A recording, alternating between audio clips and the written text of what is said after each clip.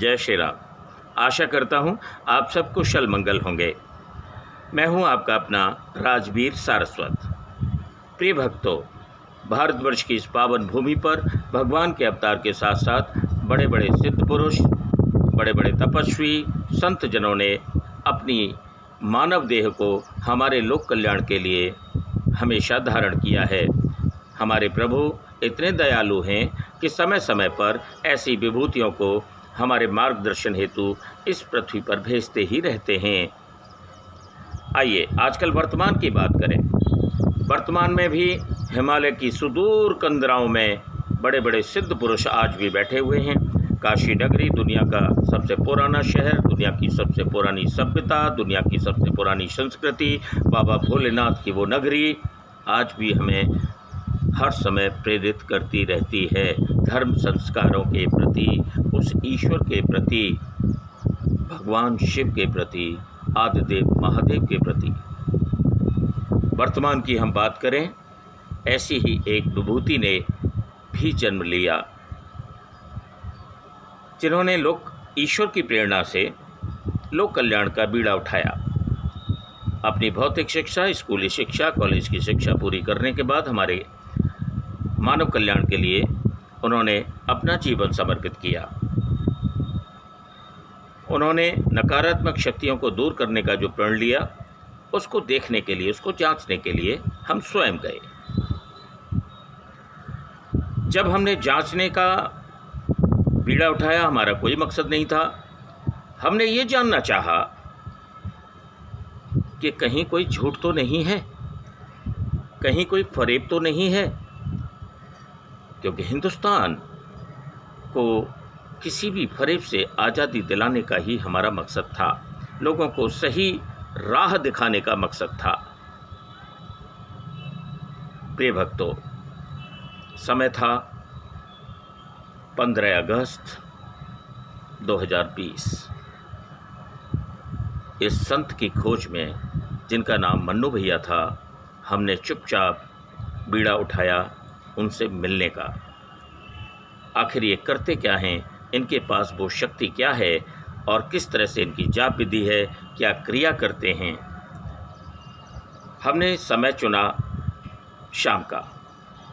शाम के समय जब हम इनके आश्रम में पहुंचे, आश्रम लगभग खाली हो चुका था। जब हम गेट पर पहुंचे, हमें गेट कीपर ने बताया, चौकीदार ने बताया कि अभी सभी भक्त लोग जा चुके हैं। लेकिन हमारी जिज्ञासा थी कि हमें मन्नू भैया के दर्शन जरूर करने हैं, उनके क्रियाकलापों के बारे में जानना है। अंततः उस चौकीदार को हमने कहा कि हमें मन्नू भैया ने बुलाया है। थोड़ी सी डिप्लोमेसी हमने वहाँ आजमाई। उन्होंने कहा जब बुलाया है तो मन्नू भैया को आप देख लीजिए, मिल जाएं तो आपको, वरना वो मिलेंगे नहीं। हमारे मन में शंका हुई कि आखिर न मिलने का क्या कारण है। संत तो 24 घंटे लोक समर्पित होते हैं, मानव कल्याण के लिए लगे रहते हैं। आखिर एक मानव दूसरे मानव से क्यों नहीं मिलना चाहता? एक संत को तो अपने भक्तों को जरूर दर्शन देने चाहिए, वगैरह वगैरह। हमारे मन में जो भ्रांति भी उठने लगी, हमारे मन में शक ने जन्म लिया और हम अंततः आश्रम में प्रवेश कर गए। जब आश्रम में प्रवेश किया, हमारे दाहिनी तरफ एक कमरा था। उस कमरे के बाहर बल्ब जल रहा था। कमरा के जो पट थे, जो दरवाजे थे, वो आधे खुले हुए थे, हल्के से खुले हुए थे, बाकी बंद थे। हमारे मन में तीव्र इच्छा पैदा हुई कि मन्नू भैया इस कमरे के अंदर क्या कर रहे हैं। जैसे ही हमने झांका, मन्नू भैया साधना में लीन थे। Oh my God! ऐसे संत पुरुष उस साधना में जब लीन मिले, हम नतमस्तक हो गए और हमने ये राज जाना कि उस जाप का क्या महत्व है, मन्नू भैया कैसे ठीक करते हैं लोगों को। मैं आपको ये बताना चाहता हूँ, हमने 1 घंटे वहाँ पर इंतज़ार किया, 2 घंटे इंतज़ार किया, 3 घंटे इंतज़ार किया। अंततः मन्नू भैया ने आंख उठा करके जब हमारी तरफ देखा, मुस्कराते हुए बाहर आए, उन्होंने हमारा स्वागत किया और उन्होंने जो बात बताई वो आपके साथ शेयर करना चाहता हूँ। उन्होंने बताया कि मेरे पास नाम के अलावा कोई दूसरी शक्ति नहीं है।